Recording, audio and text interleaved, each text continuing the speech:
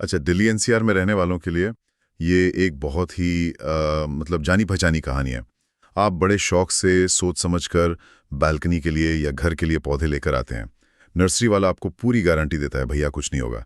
और फिर कुछ हफ्तों या शायद महीनों में वो बेचारा पौधा पीला पड़ता है, मुरझाता है और ख़त्म। और ये सिर्फ हम आप जैसे लोगों की कहानी नहीं है। बड़े बड़े लैंडस्केप आर्किटेक्ट्स और बिल्डर्स जिनके पास तो पूरी टीम होती है, वो भी इसी सिरदर्द से जूझ रहे हैं। बिल्कुल। और उनके लिए तो ये दांव पर लगी साख का सवाल बन जाता है। सोचिए, आपने करोड़ों का एक लग्जरी अपार्टमेंट कॉम्प्लेक्स डिजाइन किया। हैंडओवर के वक्त सब हरा भरा और सुंदर था। और 3 महीने बाद क्लाइंट आपको फोन करके कह रहा है कि भाई आधे से ज्यादा पौधे तो मर चुके हैं। ओहो। तो ये सिर्फ पौधों को बदलने की लागत का सवाल नहीं है, ये आपकी रेपुटेशन पर सीधा हमला है।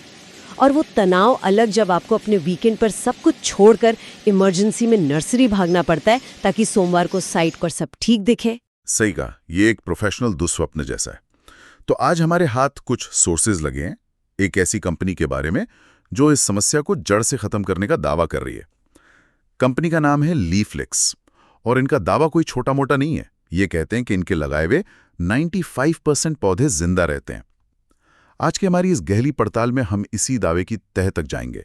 हम ये समझने की कोशिश करेंगे कि क्या ये मॉडल वाकई शहरी हरियाली की तस्वीर बदल सकता है या ये सिर्फ एक बहुत ही शानदार मार्केटिंग एंगल है। और इस दावे को समझने के लिए ना पहले दिल्ली एनसीआर के माहौल को समझना जरूरी है। यहाँ सिर्फ गर्मी सर्दी की बात नहीं है। यहाँ की हवा में जो प्रदूषण है, पानी में जो खारापन है और जिस तरह अचानक मौसम बदलता है, ये सब मिलकर एक ऐसा शॉक देते हैं जो नर्सरी के आरामदेह माहौल में पले बड़े पौधों के लिए जानलेवा होता है। ज्यादातर पौधे इस शहरी रणभूमि के लिए तैयार ही नहीं होते। तो यहीं पर लीफलेक्स का फर्क शुरू होता है। वो खुद को पौधा बेचने वाला नहीं बल्कि एक ग्रीनरी पार्टनर कहते हैं। और ये जो 95% सर्वाइवल रेट का आंकड़ा है, ये सुनने में ही हैरान करने वाला है। अगर इंडस्ट्री का औसत देखें तो वो मुश्किल से 60-65% के आसपास रहता है। बिल्कुल। मतलब जहां बाजार में हर 10 में से 3-4 पौधे मरना लगभग तय है, वहां ये कह रहे हैं कि उनके 20 में से सिर्फ एक पौधे के साथ ऐसा हो सकता है। हाँ, और हमें ये भी देखना होगा कि ये 95% का आंकड़ा मापा कैसे जाता है। ये एक हेडलाइन नंबर है, लेकिन क्या ये पहले 30 दिनों के लिए है या पूरे एक साल के लिए? और क्या ये सभी तरह के पौधों पर लागू होता है?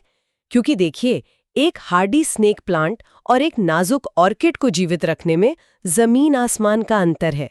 ये वो बारीकियां हैं जो इस दावे को या तो क्रांतिकारी बनाती हैं या फिर सिर्फ एक चतुर मार्केटिंग। बहुत सही सवाल उठाया। तो ये करते कैसे हैं? इनके सोर्सेस के मुताबिक इनका जो सीक्रेट सॉस है वो 2 चीजों में है।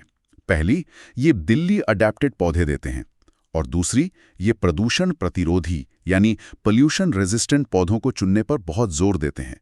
लेकिन ये दिल्ली अडेप्टेड का मतलब क्या है? क्या ये दिल्ली में ही उगते हैं? ये एक बहुत ज़रूरी बात है। दिल्ली अडेप्टेड का मतलब सिर्फ स्थानीय किस्म चुनना नहीं है। इसका असली मतलब एक प्रक्रिया में छिपा है जिसे हार्डनिंग कहते हैं। आप सोचिए, नर्सरी एक आरामदायक कंट्रोल्ड माहौल है। वहाँ से पौधे को निकालकर जब सीधे आपकी बैल्कनी या किसी कंस्ट्रक्शन साइट पर लगाया जाता है तो वो एक तरह के शॉक में चला जाता है।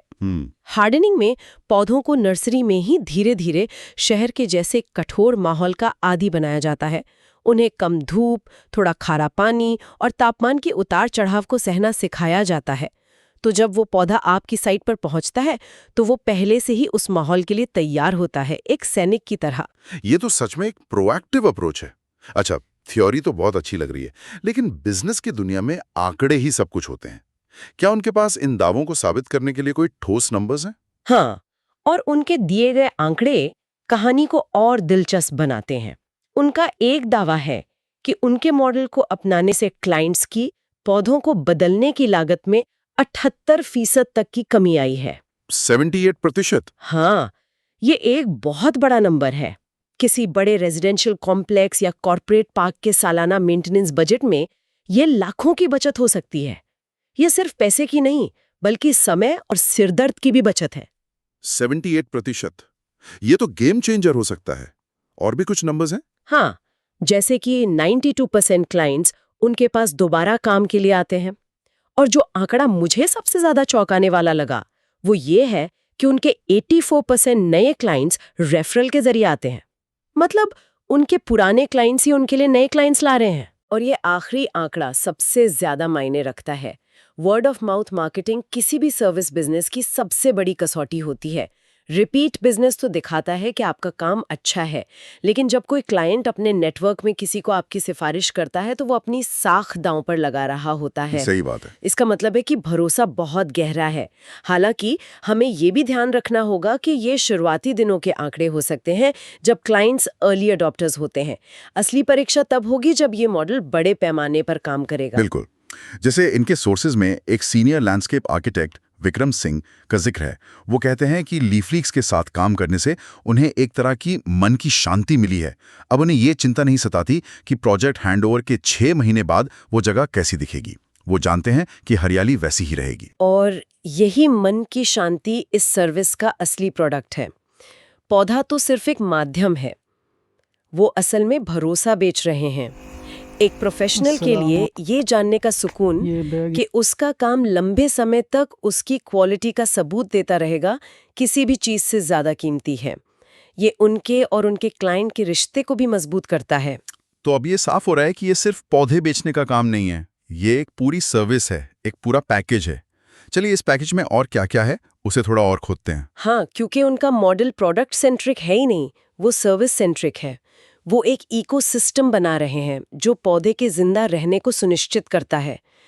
तो जब आप उनसे पौधा लेते हैं तो आपको सिर्फ एक गमले में लगा पौधा नहीं मिलता। तो फिर और क्या मिलता है? लिस्ट तो काफी लंबी है। सबसे पहले एक्सपर्ट कंसल्टेशन, मतलब उनकी टीम आपकी जगह का मुआयना करके बताएगी कि यहाँ की धूप, हवा और मिट्टी के हिसाब से कौन से पौधे सबसे अच्छे चलेंगे। फिर आता है वो हिस्सा जो मुझे सबसे अनोखा लगा, हर पौधे के साथ उसका हेल्थ डॉक्यूमेंटेशन। एक मिनट, पौधे का हेल्थ डॉक्यूमेंटेशन, इसमें होता क्या है? क्या ये पौधे का पासपोर्ट है? आप इसे पौधे का पासपोर्ट या मेडिकल रिकॉर्ड कह सकती हैं। ये एक कमाल का कॉन्सेप्ट है। अगर इसे सही तरीके से लागू किया जाए तो इस डॉक्यूमेंट में पौधे की प्रजाति, उसकी उम्र, वो किस नर्सरी से आया है, उसे किस तरह की मिट्टी में लगाया गया है, उसका हार्डनिंग का शेड्यूल क्या था और उसे कब कौन सी खाद दी गई, ये सब दर्ज हो सकता है। अच्छा, ये पूरे प्रोसेस को बेहद प्रोफेशनल बना देता है। ये पौधे को एक कमोडिटी से एक लिविंग एसेट में बदल देता है। ये तो सच में नेक्स्ट लेवल है। इसके अलावा वो इंसुलेशन में भी मदद करते हैं और एक पूरे साल का मेंटेनेंस कैलेंडर देते हैं। कब पानी देना है, कब खाद डालनी है, कब कटाई छटाई करनी है, सब कुछ पहले से बताया जाता है। लेकिन जो चीज़ मुझे लगता है आज के ज़माने के लिए सबसे प्रैक्टिकल है, वो है उनकी व्हाट्सएप प्लांट डॉक्टर सर्विस।